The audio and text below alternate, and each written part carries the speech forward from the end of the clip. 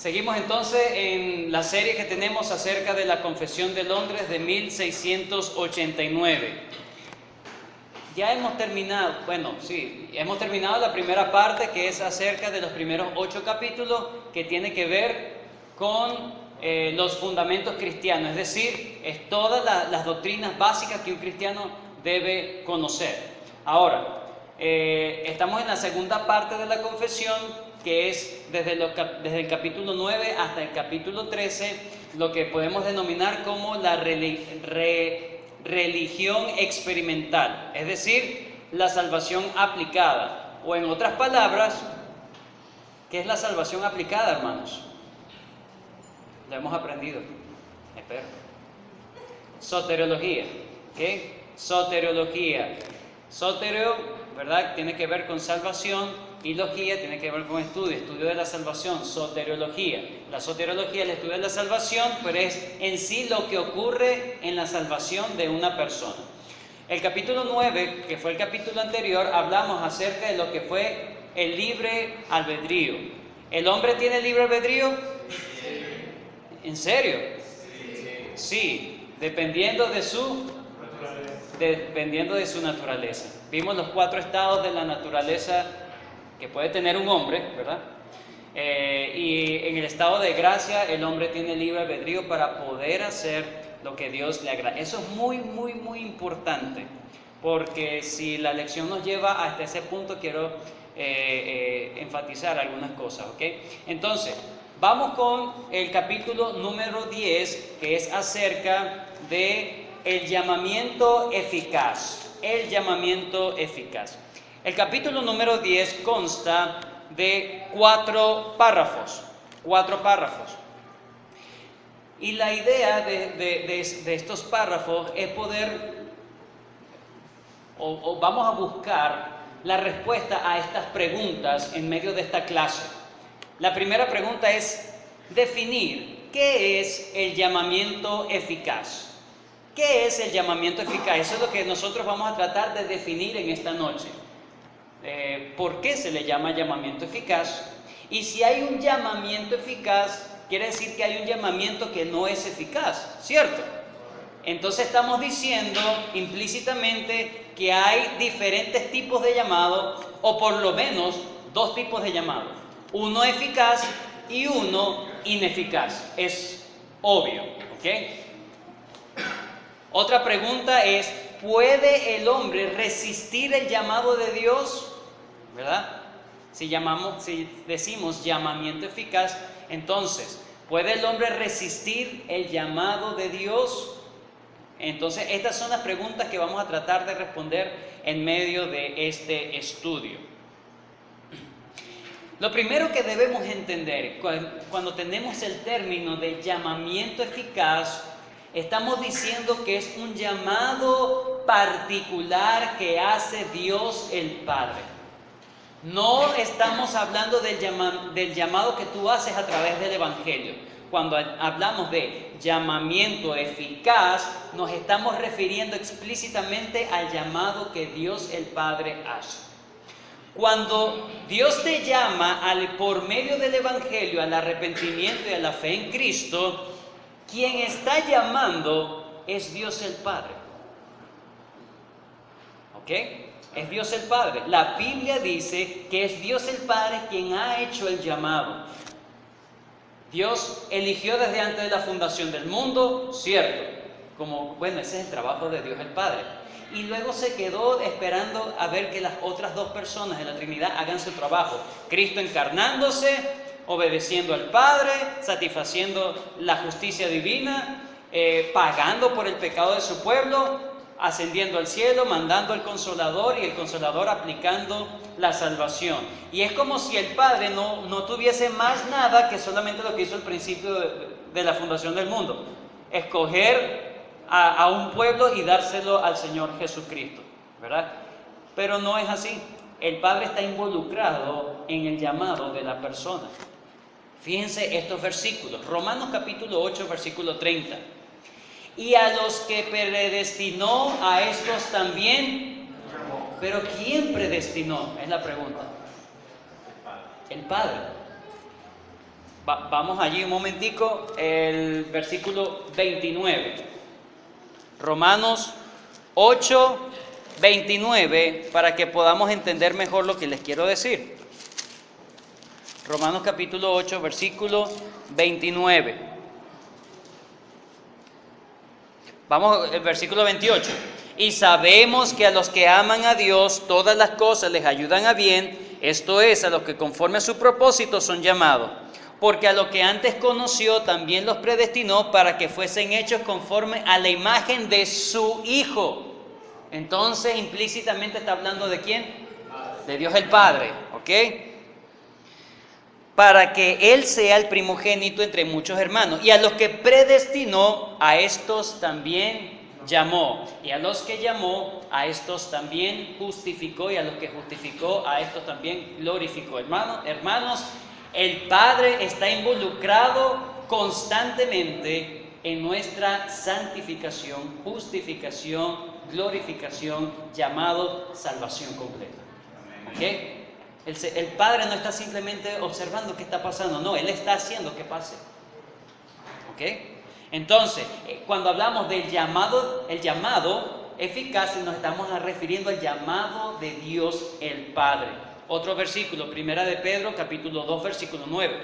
Mas vosotros sois linaje escogido, real sacerdocio, nación santa, pueblo adquirido por Dios, para que anunciéis las virtudes de aquel que os ¿qué? Llamó de las tinieblas a su luz admirable. ¿Quién es el que llama? Dios, Dios el Padre. Primera de Corintios 1:9. Fiel es Dios por el cual fuisteis llamados a la comunión con su Hijo Jesucristo nuestro Señor. ¿Quién te llamó, hermano? El Padre Celestial. No es un Padre distante, hermanos. Es el Padre que está con nosotros. Primera Tesalonicenses 2:12. Y os encargábamos que anduvieseis como es digno de ¿quién? De Dios, que os llamó a su reino y gloria. A su reino y gloria. Romanos 1:6, entre los cuales estáis también vosotros llamados a ser de Jesucristo. Entonces, ese llamado de Dios no es un llamado simple, humano e impotente. ¿Ok? Es lo primero que debemos entender. No es un llamado, ¿quieres ser cristiano evangélico? No. Ese es un llamado que traslada a la persona. Traslada del reino de las tinieblas al reino de la luz de Cristo. Eso no lo hace usted.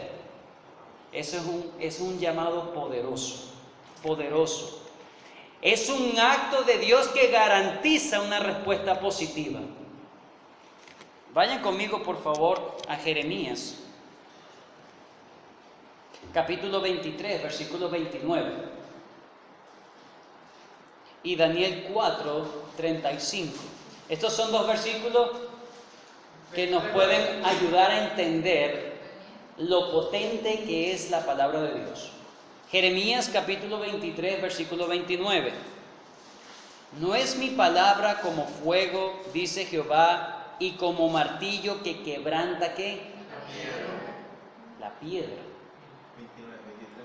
El poder de la palabra de Dios. Cuando Dios habla, se hace la luz.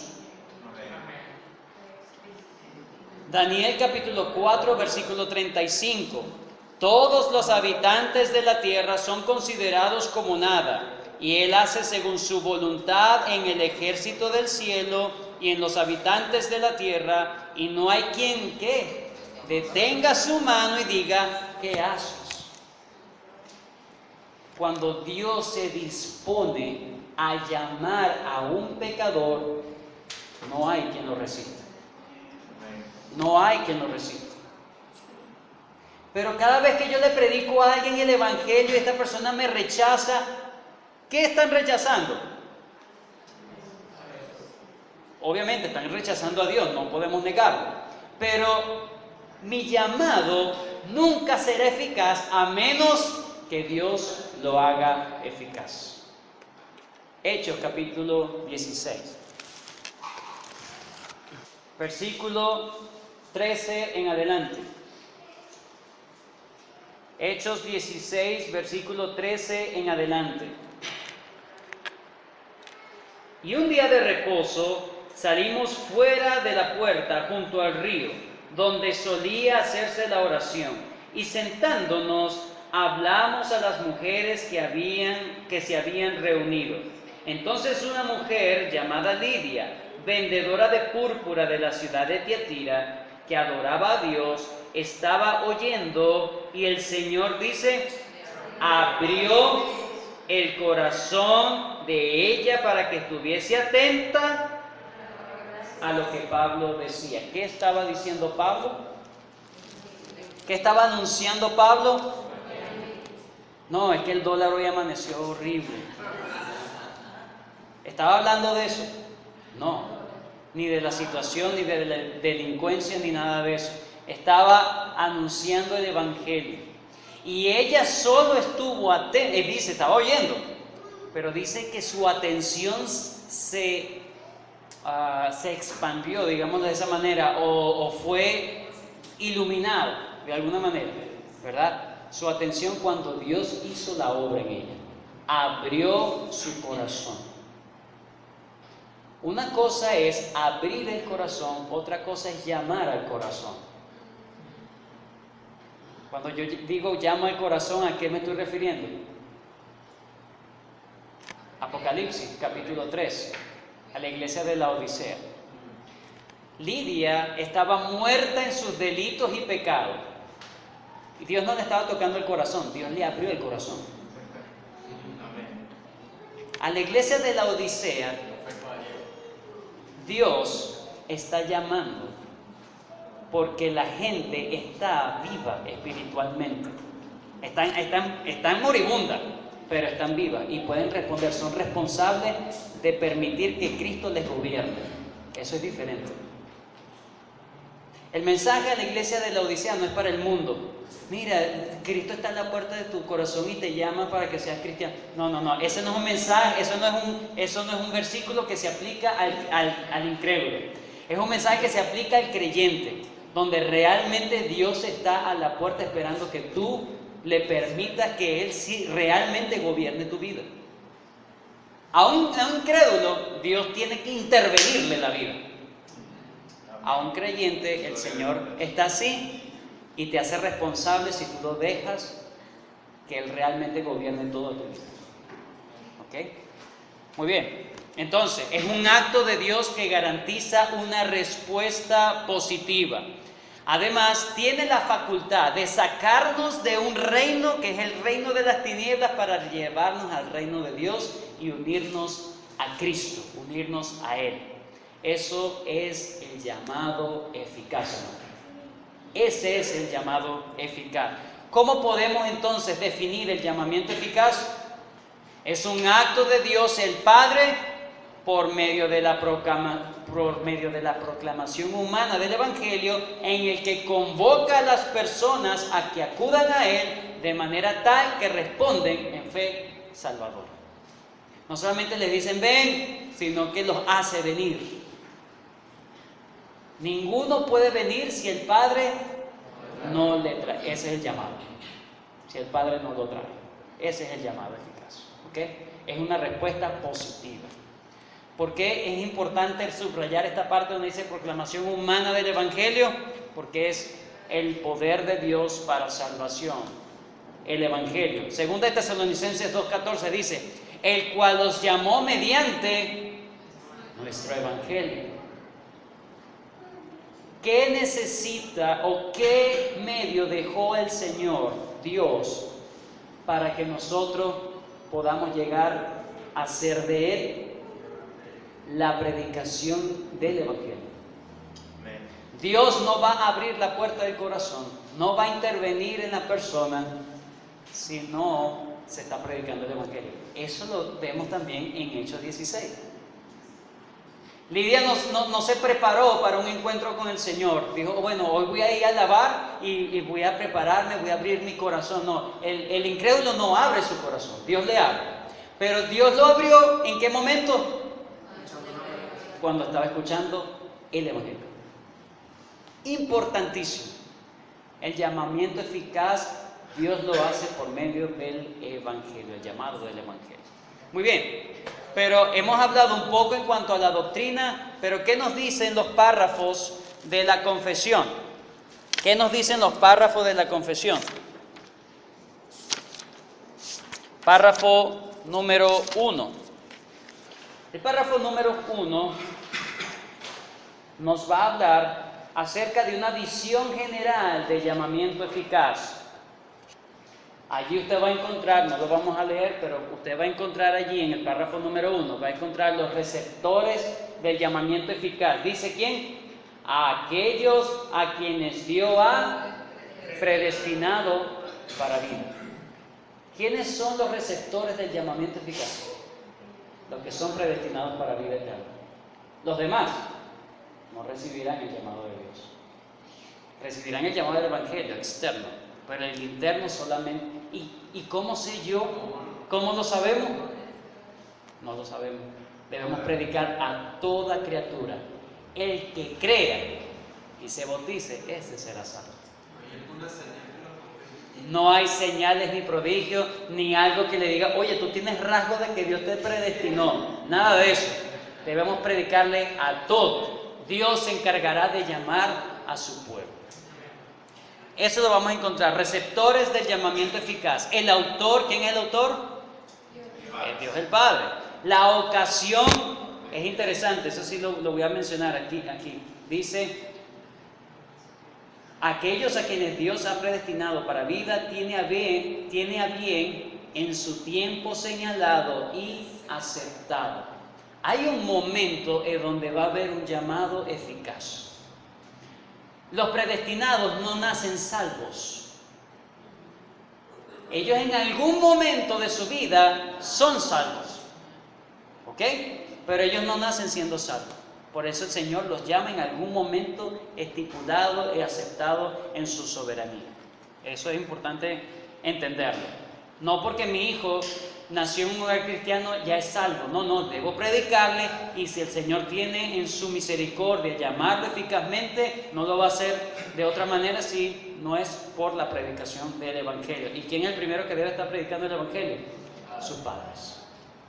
Su eficacia, vamos a ver la eficacia, los medios que Dios ha dejado, la transición, es decir, de dónde a dónde nos saca, ya lo he estado mencionando. Pero es lo que dice el párrafo número 1. Su operación, ¿qué es el llamamiento eficaz como tal? ¿Qué es lo que opera?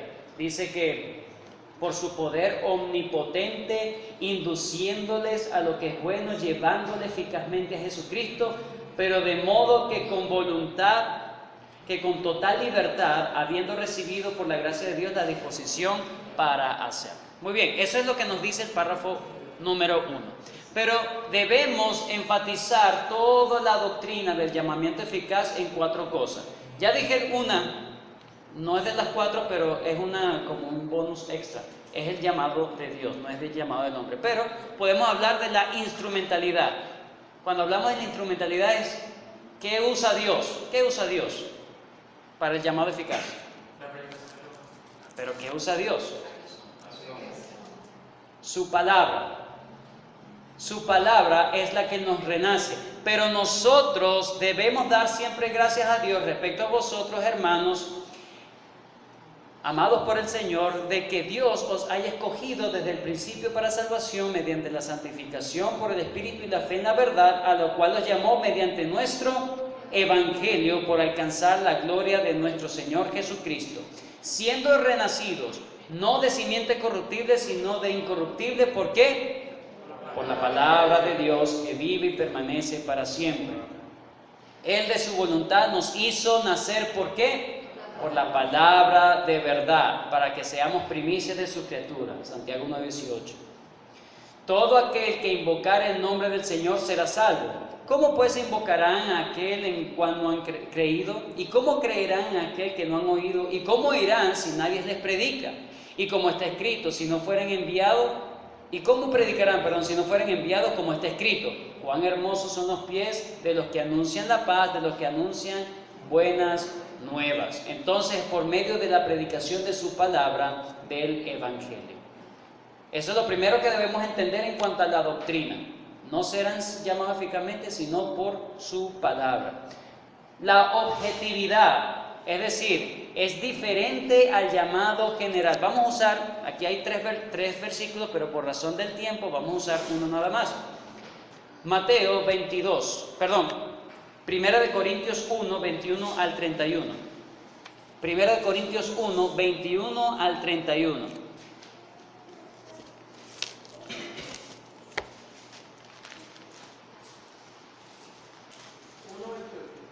Alguien que lo pueda leer en voz alta, por favor. 1 de Corintios, capítulo 1, versículos 21 al 31. Pues ya que en la sabiduría de Dios, el mundo no conoció a Dios, mediante la sabiduría agradó a Dios salvar a los creyentes por la locura de la predicación. Porque los judíos piden señales y los griegos buscan sabiduría, pero nosotros predicamos a Cristo crucificado. Para los judíos ciertamente tropezadero y para los gentiles locura. Mas para los llamados, así judíos como griegos, Cristo, poder de Dios y sabiduría de Dios. Porque el insensato de Dios es más sabio que los hombres, y lo débil de Dios es más fuerte que los hombres. Pues mirad, hermanos, vuestra vocación, que no sois muchos sabios, según la carne, ni muchos poderosos, ni muchos nobles, sino que lo necio del mundo escogió Dios para avergonzar a los sabios, y a lo débil del mundo escogió Dios para avergonzar a los fuertes, y lo vil del mundo y lo menospreciado escogió Dios, y lo que no es para deshacer lo que es, a fin de que nadie se jacte en su presencia. Mas por él estáis vosotros en Cristo Jesús, el cual nos ha sido hecho por Dios sabiduría, justificación, santificación y redención, para que, como está escrito, el que se gloríe, gloríese en el Señor. Pero ¿cómo viene entendido en el contexto? Gloríese en el Señor, pero ¿en qué nos vamos a gloriar? En que es en la locura de la predicación. ¿Sí? De la cruz de Cristo. Muchos dicen, no vamos a dejar de predicar porque eso espanta a la gente. No, vamos a hacer charlas, algo chévere, creativo, dinámico, algo que la gente no se nos duerma. Entonces, ellos han estado con la sabiduría del mundo. Ellos dicen, no, es por la... ¿A ti te parece tonto la predicación? Eso es lo que yo uso. Al mundo le parece tonto, al mundo le parece ridículo, al mundo le parece una locura. Y eso es lo que Dios designó. Es algo objetivo. Hermanos, no es porque yo estoy simplemente llamando, ¿verdad? Sino que Dios decidió que ese llamado, aunque para nosotros es una locura, ese es lo que Dios ha designado para llamar eficazmente a su pueblo. Cuando hablamos de su objetividad, entonces estamos diciendo que es por medio de la predicación que el Señor va a hacerlo. Es diferente al llamado general. El llamado general es pobre, pero el llamado eficaz es potente en Dios. La prioridad es lo cuarto. La prioridad. Esto intercede, esto es anterior a la respuesta humana. Tú le dices a alguien, ven, arrepentimiento y fe en Cristo. Si esa persona no es llamada eficazmente, nunca responderá a mi llamado externo. Es decir, que cuando yo llamo a alguien a arrepentir, le predico el evangelio y lo llamo a arrepentirse, a convertirse a Dios, a dejar el pecado y amar a Cristo, a tener fe solo en Cristo, y esta persona lo hace, significa que ya Dios lo ha llamado. Dios lo llamó. Hermanos, el llamado es antes de la respuesta de la persona. No es que voy a responder a Dios y después nazco de nuevo y recibo el llamado de Dios. No.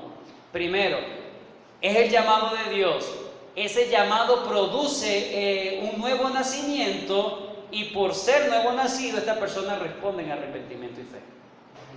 Esa es la cadena como debemos entender.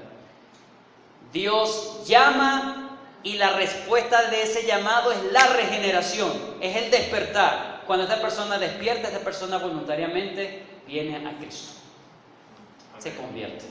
¿Y esto que va igual Estos que van y vuelven, conocen el Evangelio, entienden el Evangelio, han sido participantes de las cosas del Evangelio, como Judas, pero a la final no les ha amanecido, como dice la palabra de Dios. No les ha resplandecido. Ellos pueden conocer mucha teología, pero hasta que el Señor no los llame eficazmente, esta persona no vendrá realmente arrepentida. Tendrá remordimiento en algunas cosas, pero arrepentimiento. Recuerden que el arrepentimiento no es lloro. ¿Qué es arrepentimiento? Volverse e ir al sentido contrario de como iba. Y no es volver atrás. Nosotros debemos dar siempre gracias a Dios con respecto a nosotros, hermanos, por el Señor, de que Dios os haya escogido desde el principio mediante la santificación por el Espíritu y la fe en la verdad, el cual os llamó mediante nuestro Evangelio para alcanzar la gloria de nuestro Señor Jesucristo. Fue por medio del Evangelio que estas personas respondieron. Y sabemos que los que aman a Dios, todas las cosas les ayudan a bien. Esto es lo que conforme a su propósito son llamados, porque a los que antes conoció también los predestinó para que fuesen hechos conforme a la imagen de su Hijo, para que Él sea el primogénito entre muchos hermanos. Y a los que predestinó, a estos también llamó, y a los que llamó, a estos también justificó, y a los que justificó, a estos también glorificó. Predestinación y llamamiento. ¿Ok? Primero la predestinación, luego el llamamiento, luego ¿qué? La justificación y luego la glorificación. Entonces el llamamiento es anterior a todo lo demás. Y su eficacia, todos los que son llamados son salvos. Eso es importante. Todos los que son llamados son salvos. Quien nos salvó y llamó con llamamiento santo, no conforme a nuestras obras, sino según el propósito suyo y la gracia que nos fue dada en Cristo Jesús antes de los tiempos de los siglos. El llamamiento, hermanos, es el resultado de la elección, o se hace en base a la elección. Para terminar, los párrafos del 2 al 4 no los voy a leer porque se supone que usted debe estar estudiando. Pero los párrafos del 2 al 4 son muy, muy interesantes porque son las cosas específicas en cuanto al llamamiento eficaz. Es decir, algunos detalles que, por ejemplo, uno puede decir, ¿qué hace una persona si tiene dificultad mental y no entiende el llamado del Evangelio? Es una buena pregunta, ¿verdad? ¿Cómo podemos entender a un bebé que nace y muere sin nunca haber escuchado el mensaje del Evangelio? ¿Qué pasa? ¿Hay llamamiento eficaz o no? ¿Verdad que sí es interesante? Es muy interesante. Los párrafos 2, 3 y 4 nos hablan de todas estas cosas. Ahora, vamos a bosquejar eso rapidito y luego vamos a tener una última lámina que quiero mostrar. El párrafo 2 nos habla del medio de Dios. ¿Cuál es el medio que Dios dio para usar el Evangelio? Para que no se confundan. ¿Cuál es el medio que Dios usa para usar el Evangelio para que el Evangelio sea efectivo? ¿Cómo? Allí, el poder del Espíritu Santo. ¿Quién resucitó a Cristo?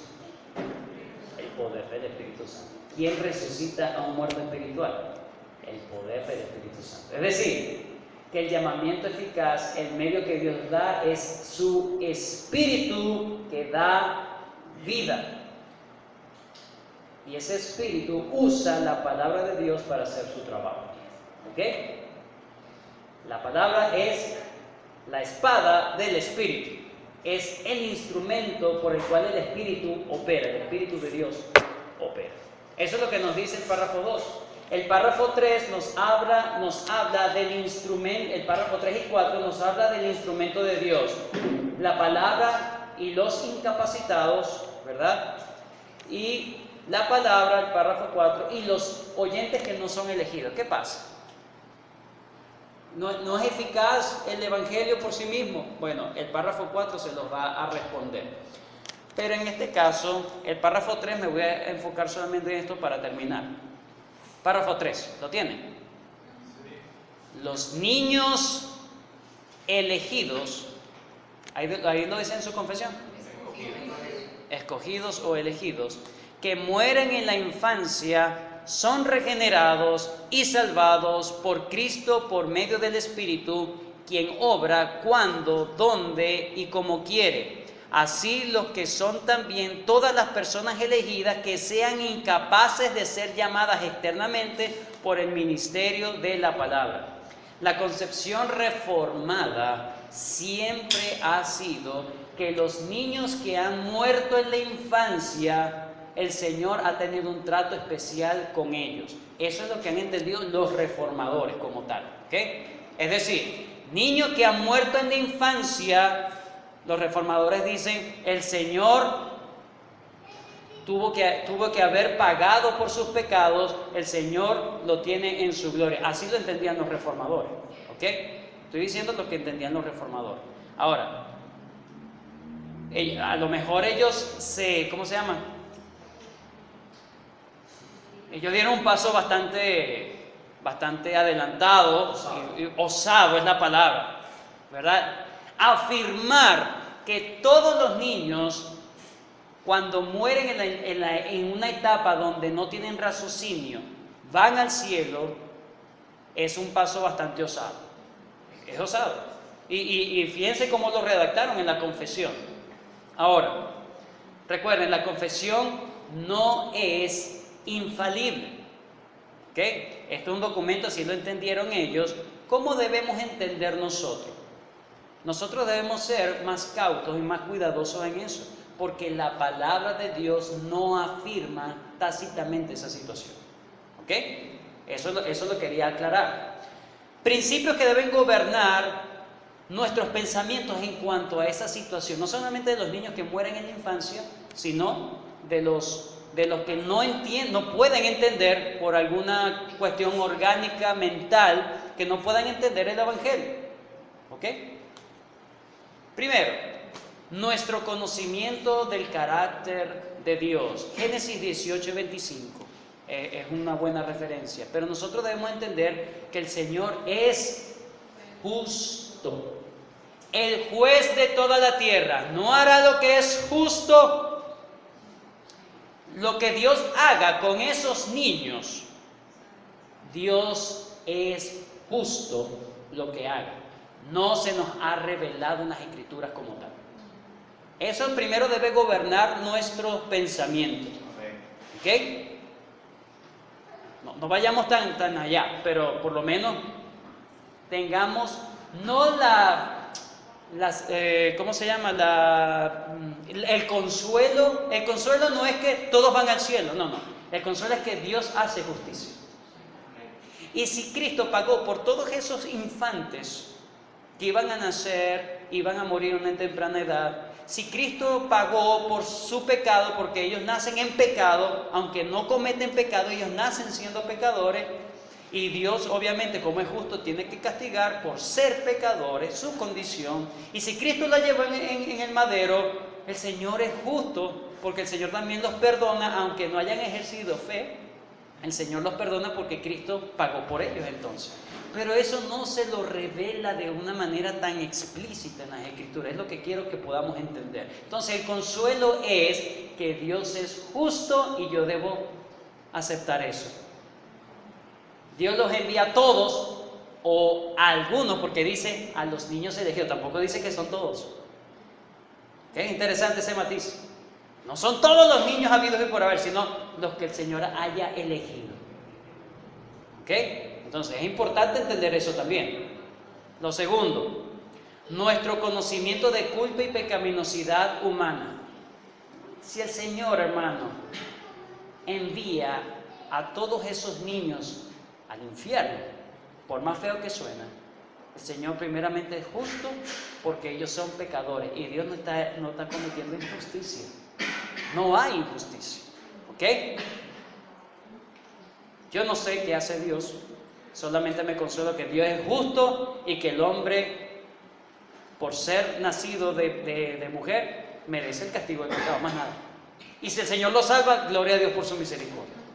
Y lo último, a veces es interesante que el trato que Dios hace con los hijos de creyentes, ¿ok? Nuestro conocimiento de los propósitos generales de Dios para con sus hijos, ¿ok? Dios llamó a Abraham, pero también de los dos hijos de Abraham, Ismael e Isaac, escogió a uno. De los dos hijos de Isaac, Esaú y Jacob, escogió uno. De los hijos de Jacob, las 12 tribus, por ejemplo, vemos un trato especial hacia José. Vemos que se le garantiza el cetro por la línea de Judá. El Señor trata con generaciones. Entonces, yo no puedo afirmar que por ser mis hijos van a ser salvos, pero sí puedo entender que de alguna manera, si yo les expongo el Evangelio, habrá muchas posibilidades que si esa persona ha sido elegida, el Señor lo pueda salvar. Y si mueren de edad temprana, el Señor se encarga de su hermano. Debemos descansar en que Dios es justo y bueno, ¿ok? Justicia y bondad de Dios. Muy bien, hermano, dejamos la clase hasta aquí. Oramos. Bendito Dios, gracias por este momento. Gracias porque tú has designado, Señor, que por medio de tu palabra tú ibas a operar en el corazón del incrédulo. Gracias, Señor, porque si tú no haces esa obra de llamado, jamás podríamos haber venido a ti con todo el corazón. Pero hemos venido a ti porque nos has llamado eficazmente.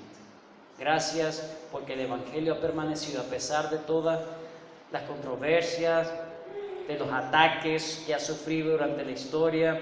Hay pueblos de Dios que se han mantenido, hay un remanente, hay fieles, Señor, en la historia que se han mantenido predicando tu Evangelio y han habido conversiones a lo largo de la historia, eso no ha parado. Gloria sea a ti, Señor, que has guardado el medio no ha desaparecido, sino que sigue intacto hasta la venida de Cristo. Ayúdanos a entender eso.